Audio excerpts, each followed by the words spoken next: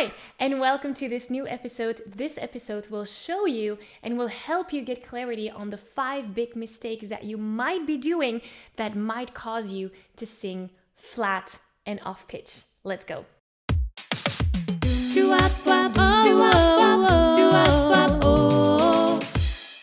Hi, so great that you're here. So this episode will give you clarity on the 5 big mistakes that might cause you to sing flat and off pitch. We don't want to have that. We want to sing on pitch and really nicely and beautiful. So the most thing that beginner singers are not aware of are these mistakes that we're going to be covering. And if they are aware of those mistakes, they don't do anything to fix them.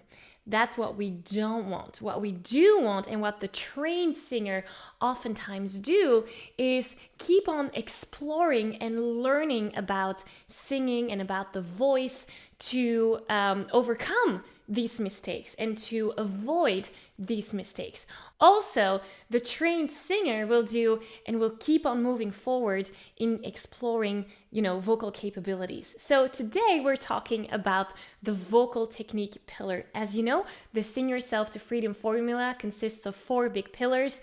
We have the mindset, that inner freedom. We have the vocal technique, that vocal freedom. We have the creativity, that creative freedom. And we have connection, sharing your passion for singing with someone else. And today we're really looking at mistakes within that vocal technique pillar. So let's get started. Mistake number one is not training the internal hearing. Let me explain. Singing consists of 2 phases. On one hand, you need to be able to hear where the music is going and what notes should be sung. That's phase 1, hearing what is supposed to be sung here. Phase 2 is actually activating the vocal cords so that we can make sound, and that's how we sing, right? Now, oftentimes, beginner singers will only focus on phase 2, the singing part, making the vocal folds vibrate and have sound coming out, which is great. But, big but here, if you don't know where the music is going, what the pitch is that is supposed to be sung, then you can be a master at, making those vocal folds vibrate and producing sound. If you don't know where the music is going, then you will still sing off pitch. Does that make sense? I work with a lot of singers that are great when singing a cappella because there's no musical context. So a cappella is singing without any accompanying music. But once they're singing with a backing track or a karaoke version of a song, they're lost. And the reason behind that is because their internal hearing is not trained enough. So really focusing on that first phase and listening to the music, hearing the notes that need to be sung in your head before singing them, that's like mastery, pitch mastery. That's really the secret to sing on pitch. So phase 1 is hearing where the music is going. Phase 2 is exploring those different vocal techniques to actually be singing that pitch that you know where it needs to go.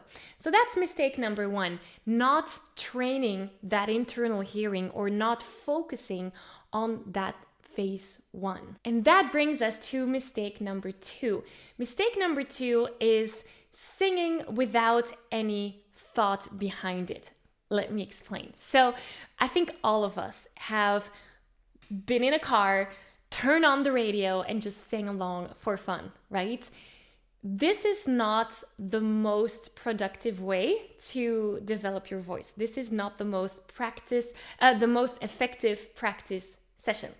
Because when you're just singing along with the original artist, you don't know what vocal techniques they're using.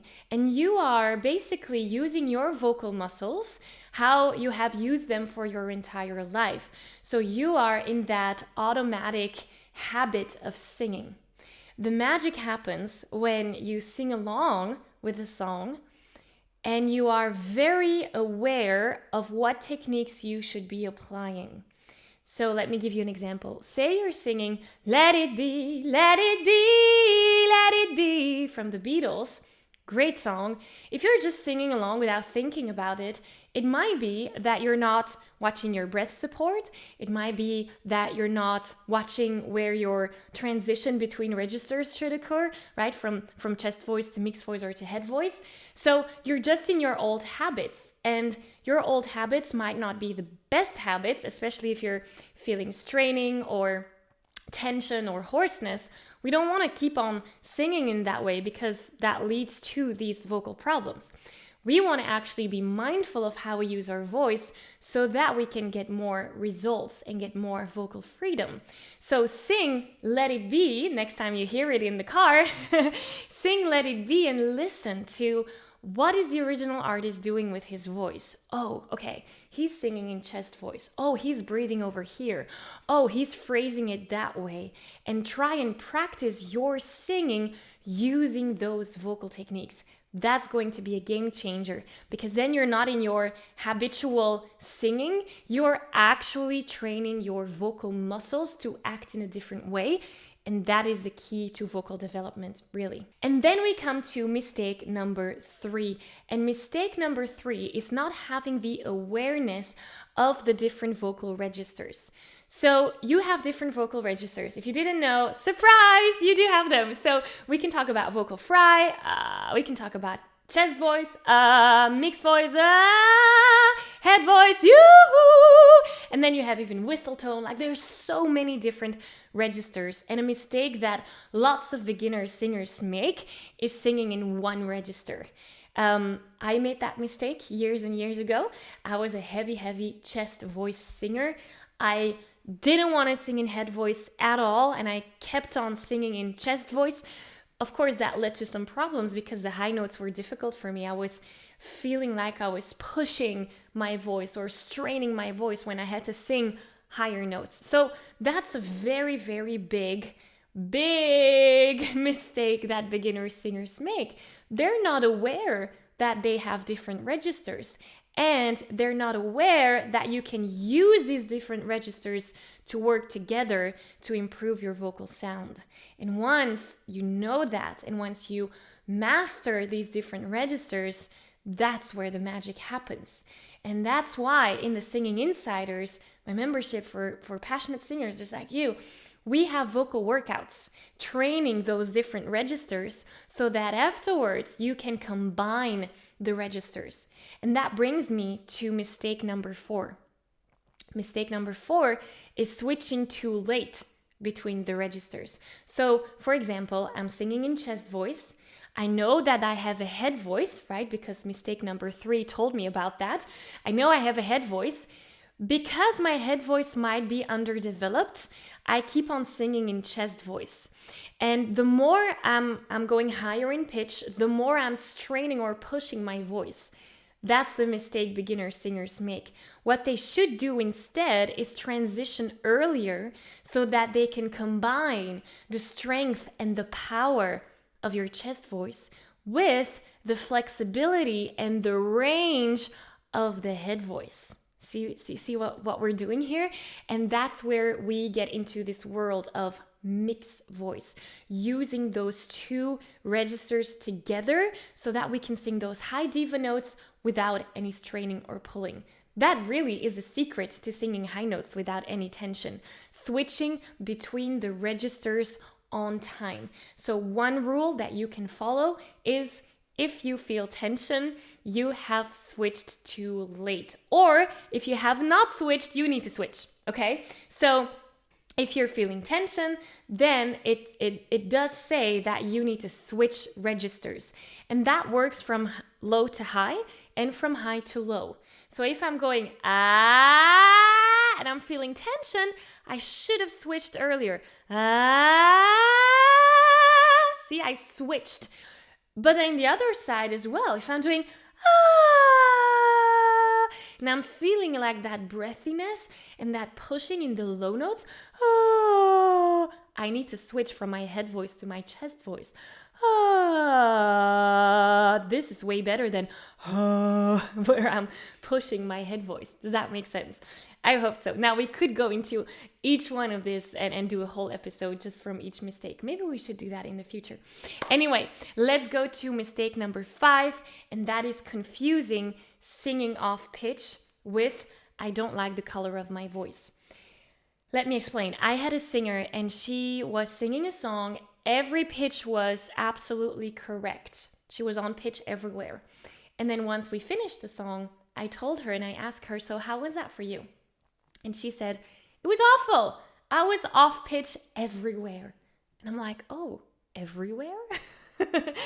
And so we had a little conversation and I told her, like, the frequencies of what she has sung matched the frequencies of the piano that was accompanying her. So with other words, she was singing on pitch. What she meant was, I don't like the color of my voice in this song. It's too nasally. For her, that was what she didn't like. It sounded a little bit like this, and that's what she linked to. It sounds off pitch, but the pitch was right. It was the color that was not yet what she wanted. And so that it might be something that you experience too. Maybe your pitch is right, but you don't like the color of your voice. And then we have to do something about the color of your voice. And there are many vocal techniques to help you with that. Now, I know some of you might have the question of, tell me the vocal technique that will help me with this. So I do actually have a training on that, and I invite you to join us. I'll link to it in the description here below, but it's a free training. I think it's about an hour-ish about the most powerful vocal technique to adjust your vocal color and to sing those high notes without any tension. It will really help you to feel that freedom of voice when singing. So I invite you to join us. The link is in the description here below. These are the 5 mistakes. So let me recap. 1, not training your voice mindfully. So singing along with the radio without being aware of which vocal techniques are behind it. 2, practice without thinking about that internal hearing. So only focusing on phase 2, making the vocal cords vibrate, but not on phase 1, training that internal hearing, knowing where the music needs to go.